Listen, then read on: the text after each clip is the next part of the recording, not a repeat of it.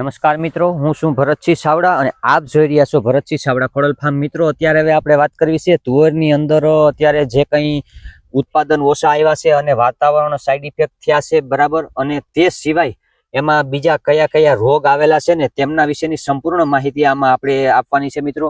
અને એના ઈલાજો જે તે કંઈ આપણે એના ટ્રીટમેન્ટ કરતા હોય, બરાબર, જૈવિક છે, પછી ઓર્ગોનિક છે અને પેસ્ટિસાઇડ છે, એ તમામ પ્રયોગના આપણે અગાઉ વિડીયો મૂકેલા છે અને શું એના ટ્રીટમેન્ટ કરી શકીએ ને મિત્રો, એમાં તમામ માહિતી આપણે મૂકેલી છે. તો મિત્રો, હવે તમને ખાસ કરીને તે રોગનું આપણે તમને કઈ રીતના ઓળખો ને તેમના વિશેની અત્યારે હું તમને માહિતી બતાવું છું. કારણ કે હવે આપણે તુવેર પાકી ગઈ છે અને તુવેરની અંદર આપણે ટ્રેક્ટર હાંકી નાખ્યું છે અને સાઠીઓ ભેગી કરી લીધેલી છે.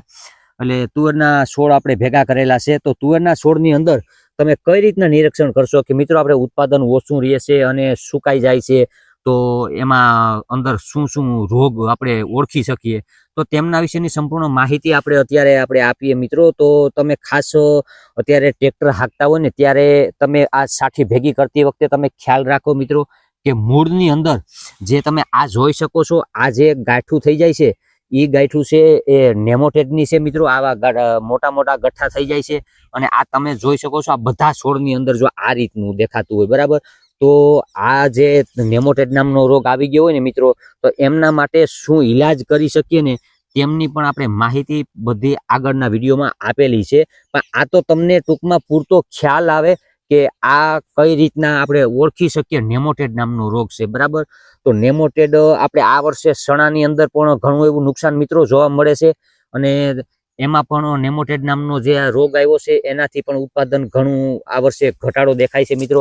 અને તુવેરની અંદર ખરેખર આ વર્ષે અમુક ખેડૂત મિત્રોને એવી આશા હતી કે ખાંડી જેવા ઉત્પાદન મળશે મિત્રો, પણ એની અંદર 10 મણ અને અમુકને 2 મણથી માંડીને 10-12 મણ સુધીના ઉત્પાદન જોવા મળ્યા છે. તો એમનું કારણ તમે ખેડૂત મિત્રો તમે એમાં જોવ અને શું છે એમનું નિરીક્ષણ કરી અને તમે ખરેખર આ રીતના તમે ચેક કરી શકો કે આની અંદર શું શું પ્રોબ્લેમ આવ્યા છે, બરાબર.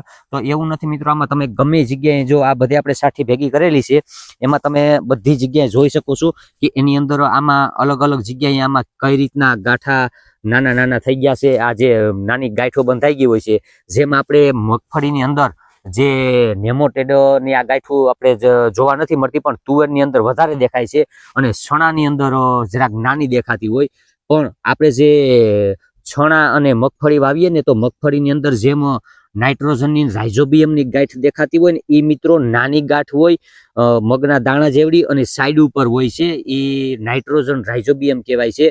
અને આ જે કહેવાય છે નેમોટેડ નામનો રોગ કહેવાય છે. આ સીધો મૂળની અંદર સીધું વચ્ચેના ભાગમાં થાય છે અને જે આપણે છોડને પૂરતો ખોરાક જે ટૂંકમાં મેન આપણી નસ હોય એની જેમ નસમાંથી ખોરાક લેવાનો હોય ને એની અંદર ગાંઠો થવાથી એ આખો છોડનો ખોરાક બધો બંધ કરી દે છે. એટલા માટે થઈને આ છોડનો ગ્રોથ અટકી જાય છે અને તમે ગમે એટલા ખાતર નાખો તો પણ વિકાસ થતો નથી.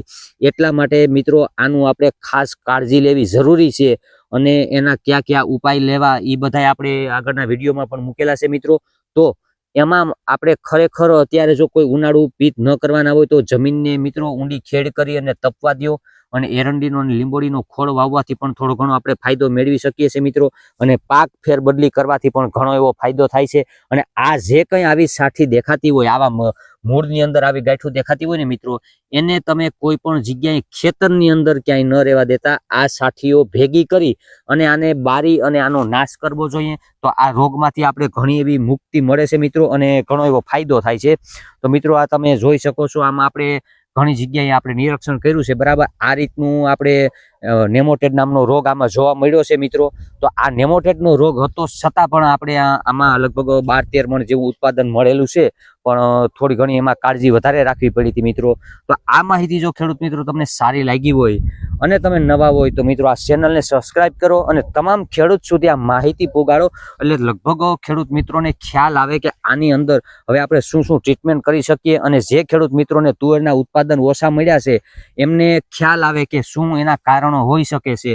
વાતાવરણ સાઈડ ઇફેક્ટ થયું છે કે પછી કોઈ આવા રોગને હિસાબે આપણે ઉત્પાદન ઓછું આવ્યું છે મિત્રો.